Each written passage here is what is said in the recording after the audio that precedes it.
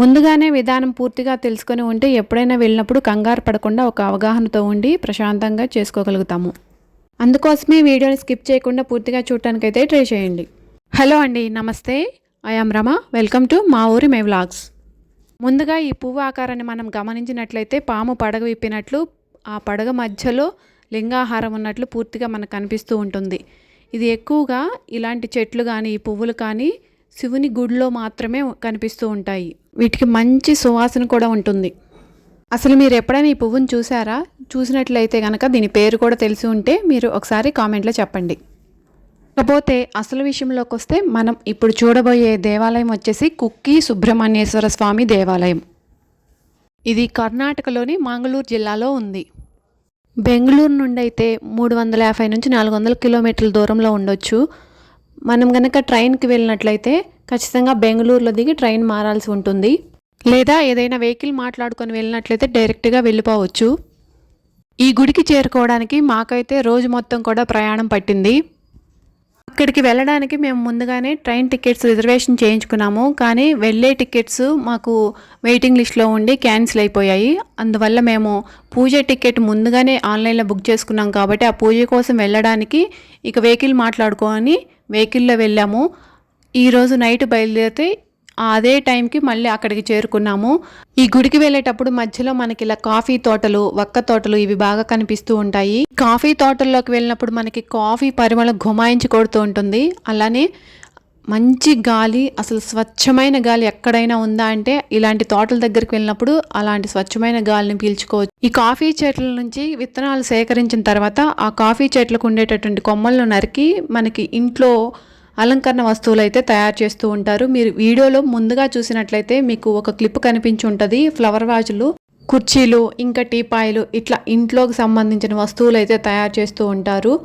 ఇక ఈ గుడి అయితే చుట్టూ దట్టమైన అడవులు, ప్రశాంతమైన వాతావరణంలో ఉంటుంది. ఈ గుళ్ళో చేసే పూజ విశిష్టత ఏమిటి అంటే సర్పదోషాలు, జన్మ నక్షత్ర దోషాలు ఇలాంటివి ఏవైనా కర్మఫలాలు ఉంటే వాటిని తొలగించుకోవడానికి ఈ పూజ అయితే చేయించుకోవాలి. ఆ పూజా విధానం కూడా పూర్తిగా మీకు వీడియోలో కనిపిస్తూ ఉంటుంది. ఇక్కడ ఈ పూజనైతే ఖచ్చితంగా 2 రోజులు చేస్తారు. మనము ఆ 2 రోజులు ఇక్కడే ఉండాల్సి ఉంటుంది. కనీసం 3 నిద్రలు కానీ లేదా 1 నిద్ర కానీ చేయాల్సి ఉంటుంది. ఇక్కడ మనం ఉండటానికైతే ఆ గుడికి సంబంధించిన రూమ్ అలాట్మెంట్స్ కూడా ఇక్కడ చుట్టుపక్కలే ఉంటాయి. గుడికి చుట్టూ అవి కూడా మనం ఆన్లైన్లోనే ముందుగానే బుక్ చేసుకోవచ్చు. మనం తీసుకునే పూజ టికెట్కి వచ్చేసి ఒక రూమ్ అయితే ఖచ్చితంగా ఇస్తారు. ఫ్రీగా అయితే ఏముండదు, ఎంతో కొంత రూమ్కి ఛార్జ్ చేస్తారు. ఇక్కడున్న ఈ 2 రోజులు భోజనం ఫెసిలిటీస్ కూడా ఆ పూజ టికెట్ మీద వాళ్ళే ఏర్పాటు చేస్తారు. భోజనం గురించి ఎందుకు అంత స్పెషల్గా చెప్పాను అంటే ఈ పూజ చేయించుకున్న 2 రోజులు కూడా మనం బయట ఎక్కడా కూడా ఎలాంటి ఆహారం అయినా సరే తినకూడదు. ఓన్లీ ప్రకృతి నుంచి వచ్చే వాటిని మాత్రమే తీసుకోవాలి. అంటే కొబ్బరి నీళ్ళు, పాలు అట్లాంటివి మాత్రమే తీసుకోవాలి. అందుకోసమే అంత ప్రత్యేకంగా చెప్పాను. పెద్దవాళ్ళమైతే కంపల్సరీ ఈ నియమం పాటించాలి. ఇంకా పిల్లలు అయితే 11 ఏళ్ళు దాటిన దగ్గర నుంచి ఖచ్చితంగా అలాంటి పిల్లలు కూడా ఈ నియమం పాటించాలి. ఇంకా మరీ చిన్నపిల్లలు అయితే వాళ్ళు కొద్దిగా ఆకలికి ఉండలేరు కాబట్టి వాళ్ళకి ఏదైనా మనం బయట కొని పెట్టుకోవచ్చు. ఎలానో ఇలాంటి పూజలు చేయించుకునేటప్పుడు మనము నాన్ వెజ్ తీసుకోం కాబట్టి ఇబ్బంది ఉండదు దాని గురించి అయితే. ఇంకా మనం ఈ పూజను చేయించుకున్నాక ఒక 15 రోజులైతే నియమం పాటించాలి. ఇంట్లో కూడా అల్లం వెల్లుల్లి పేస్ట్లు, మసాలాలు అలాంటివి అస్సలు వాడకూడదని ఖచ్చితంగా చెప్పారు పూజారులు వారైతే. ఇప్పుడు మనం వీడియోలో చూసి ఈ నది అయితే కుమారధార నది. ఈ నదిలోనే మనం స్నానం ఆచరించి పూజకైతే వెళ్ళాలి. పూజ అయితే మనకి 5 గంటలకే మొదలవుతుంది. అందువల్ల మనం 4 గంటలకే లేచేసి చక్కగా ఆ నది దగ్గరికి వెళ్ళి నది స్నానం అయితే చేయాలి. చేశాక మళ్ళీ రూమ్కి వచ్చేసి ఆ తడి బట్టలు తీసివేసి మంచి బట్టలు అయితే ధరించి పూజకు మాత్రం వెళ్ళాలి. 5 గంటల నుంచి కూడా ఈ పూజ అనేది మనకి 11 గంటల వరకు జరుగుతుంది. ఈ పూజని కూడా మనకి అక్కడ స్వామివారి ఎదురు కళ్యాణ మండపం ఉంటుంది. ఆ మండపంలో అయితే చేస్తారు. ఆ పూజా విధానం ఎలా ఉంటుందో కూడా మనకి వీడియోలో పూర్తిగా ఉంది. స్వామివారిని దర్శనం చేసుకోవడానికి వెళ్ళినప్పుడు మాత్రమే ఫోన్ అలాట్మెంట్ లేదు. ఈ పూజ చేసేటప్పుడు ఫోన్ అలాట్మెంట్ ఉంది. అందుకే ఈ పూజని ఎలా చేస్తారు ఏంటి అనేది మీకు చూపించగలుగుతున్నాను. మొదటి రోజు పూజ అయితే ఇలా చేస్తారు.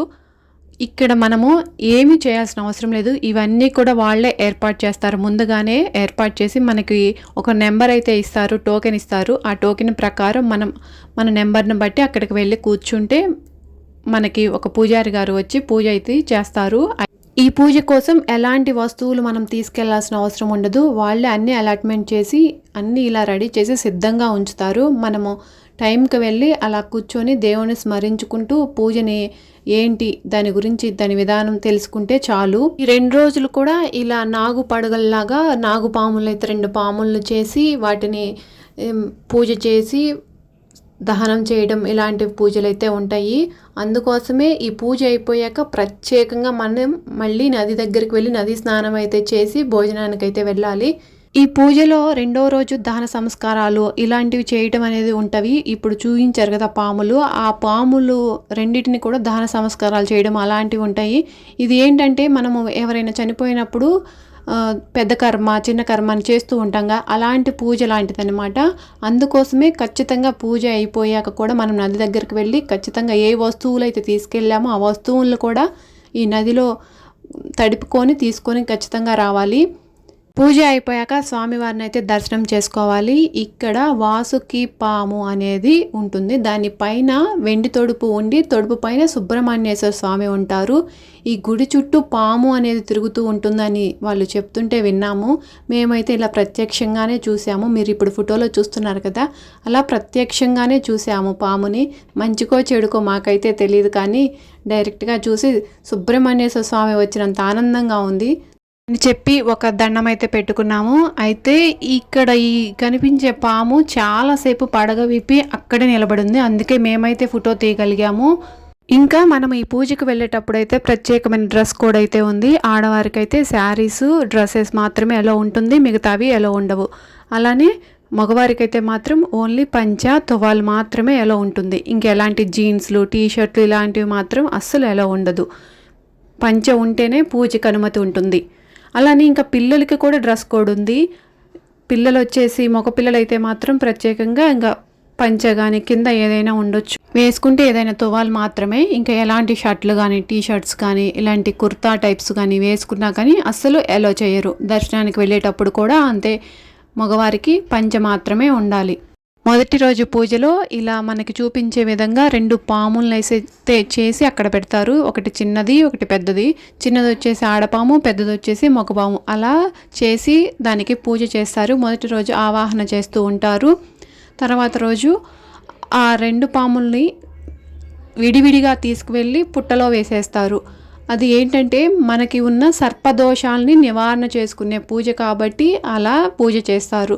మనం 2వ రోజు ఆ పాముల్ని దానం చేసిన లెక్క అనమాట. అందుకోసమే ఖచ్చితంగా మళ్ళీ మనం తలస్నానం అది చేయాలి. పూజ అయిపోయాక తలస్నానం అది చేసేసి తర్వాతే భోజనానికి వెళ్ళాలి. అందువల్లే ఆ 2 రోజులు కూడా మనము ఎలాంటి బయట ఫుడ్ తినకూడదు. అందుకే వాళ్ళు ఆ నియమం పెట్టారు, అక్కడ మాత్రమే తినాలి. ఇంకా ఉల్లిపాయ వెల్లుల్లి ఇట్లాంటివి కూడా అస్సలు తినకూడదు. మనము ఇంటికి వచ్చాకైనా సరే 15 రోజుల పాటు తినకూడదు. ఇక్కడ ప్రసాదం వచ్చేసి ప్రత్యేకత ఏంటంటే పుట్టమన్ను. మనకి ప్రతి చోట గుడి ప్రసాదము అంటే ఏ పులిహోర దద్దోజనమో పెరుగు ఇలాంటివి ఉంటవి, కానీ ఇక్కడ మాత్రం ప్రసాదము అంటే పుట్టమన్ను మట్టి మాత్రమే ఉంటుంది. ఆ మట్టి కూడా మనకి చాలా చిన్న ప్యాకెట్లో గోరంత ఇస్తారు. అది అందరం కూడా మట్టిని నీళ్ళల్లో వేసుకొని ఒక 5 రోజుల పాటు అట్లా తాగాలి. ఆ తాగినప్పుడు కూడా ప్రతిరోజు కూడా పరగడుపు మాత్రమే తాగాలి. తాగిన రోజులు కూడా మనం ఎలాంటి మసాలా ఫుడ్ తీసుకోకూడదు. ఇంట్లో కూడా నియమంగా అలా జాగ్రత్తగా ఉండాలి. ఇంకా ఆ మట్టి ప్రసాదాన్ని వీలైతే మనకి ఏదైనా ఎక్కువగా ఉన్నప్పుడు మనము పసుపు లేదా ఎరుపు గుడ్డలో మూట కట్టేసి చక్కగా ఏదైనా ఇంటి గడపకు కట్టుకున్నట్లయితే ఎదురుగా మనకి ఇంట్లో ఉండే చీడలు ఇంకా నరదృష్టి ఇట్లాంటివి ఎక్కువగా ఉంటాయి కదా, అలాంటివి తొలగిపోతాయని చెప్తారు. అలాగనే మనం అసలు ఈ పూజ చేయించుకోవడానికి కారణం ఏంటంటే మనకి ఏవైనా జన్మ నక్షత్రంలో దోషాలున్నా సర్పదోషాలు ఉన్నా ప్లస్ మన తాతలు ముత్తాతలు ఉంటారు కదా, వాళ్ళ కర్మ ఫలాలు కూడా కొన్ని మనకు వస్తూ ఉంటాయి. అలాంటివి కూడా తొలగిపోతాయని చెప్పారు. పారపార్యంగా వచ్చే దోష ప్రభావం ఉన్నా కొన తొలగిపోతుంది. ఇంకా పెళ్ళి కొద్ది మధ్యకి అయితే చాలా లేట్ అవుతూ ఉంటుంది. అలాంటి వాళ్ళు కూడా ఇలాంటి పూజ అయితే తప్పనిసరిగా చేయించుకుంటే చాలా మంచిది. ఇంకా మనకి ఎప్పటి నుంచో తీరని కోరికలు ఏమైనా ఉన్నా కానీ, కొంతమందికి పిల్లలు లేరని బాధపడుతూ ఉంటారు. అలాంటి వాళ్ళైనా సరే ఇక్కడికి వచ్చి ఈ పూజను చేయించుకుంటే చాలా మంచిది. ఈ పూజనైతే ఆశ్లేష నక్షత్ర బలి పూజ అంటారు. ఇంకా నాగసర్ప సంస్కార పూజ అని కూడా పిలుస్తారు. ఎందుకంటే ఇక్కడ నాగ ప్రతిష్ఠ అంటే వాసుకి అనే శరీరం పాము అనమాట, అది స్వయంభూగానే వెలిసిందే అని అర్థం. ఇక్కడ గర్భాలయంలో అలానే ఉంది. ఆ వాసుకి శరీరం పైన వెండి తొడుపు ఉంటుంది, తొడుపు పైన అలానే ఇంకా సుబ్రహ్మణ్య స్వామి ఉంటారు.